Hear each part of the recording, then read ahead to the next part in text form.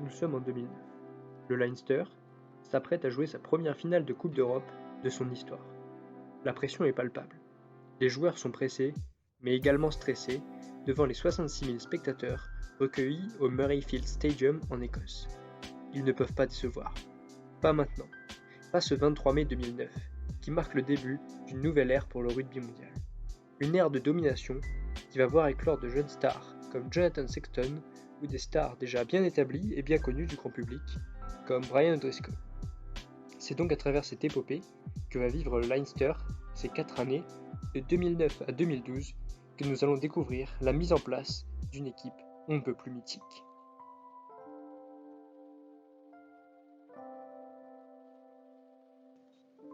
Tout d'abord, jetons un coup d'œil à la poule du Leinster. On y retrouve les London Wasps d'Angleterre, Castres de la France et Édimbourg d'Écosse. Le groupe peut sembler facile à appréhender au début, mais il comporte de nombreux pièges. Des pièges qui sont pour l'instant le gros problème des Leinster Men. Menés par leur coach Michael Cheika, actuel coach des Wallabies, il n'arrive pas à faire passer un cap à son équipe au sujet des phases de groupe.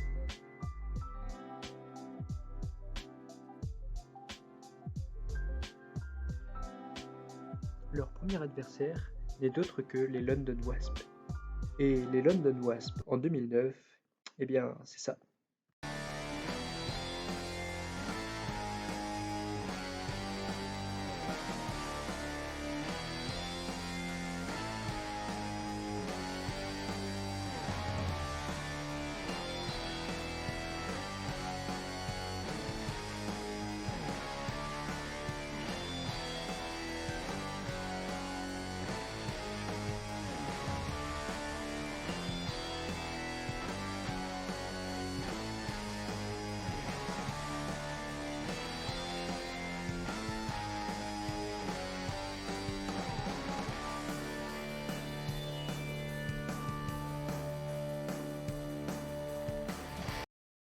Mais calmons tout de suite les ardeurs.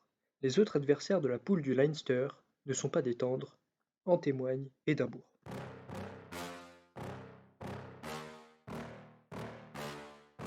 Yeah. Please tell me that I can't, that I won't, that I fail, that I'll never make it out, yeah. Please tell me all the bad, never good, fill my head full of every single doubt, yeah. Please say any... Alors, je vous restoppe encore une fois, car en effet, dans la poule, il n'y a pas qu'Édimbourg et les Wasps, il y a aussi Castres.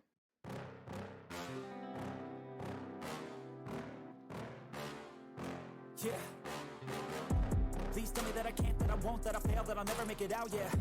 Please tell me all the bad, never good, fill my head full of every single doubt, yeah. Please say any negative thoughts, I pop off when I hear people say I cannot. I get off to the thought of proving everyone wrong, I won't stop to the top, so you better back off and get lost. I'ma stay loud, stay proud, never running out, never heading south.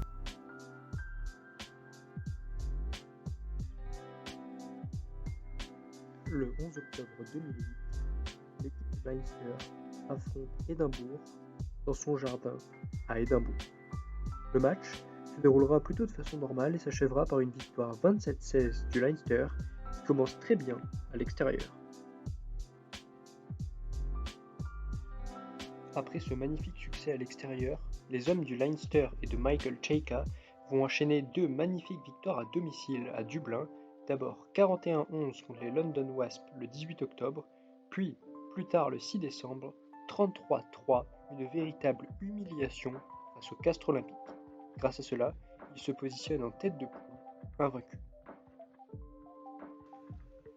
Malheureusement pour eux, les hommes de Brian O'Driscoll n'arriveront pas à continuer sur cette même dynamique, bien que 6 jours après avoir battu 33-3 le Castres Olympique, ils vont perdre 18-15 au domicile du Castres Olympique, puis enchaîner 2 semaines après contre les London Wasps en perdant de nouveau 19-12.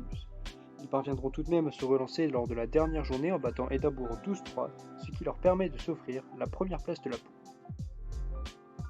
Merci de m'avoir écouté jusqu'au bout et n'hésitez pas à me faire savoir si vous avez aimé la vidéo, je ferai donc la suite de l'épopée avec les phases finales.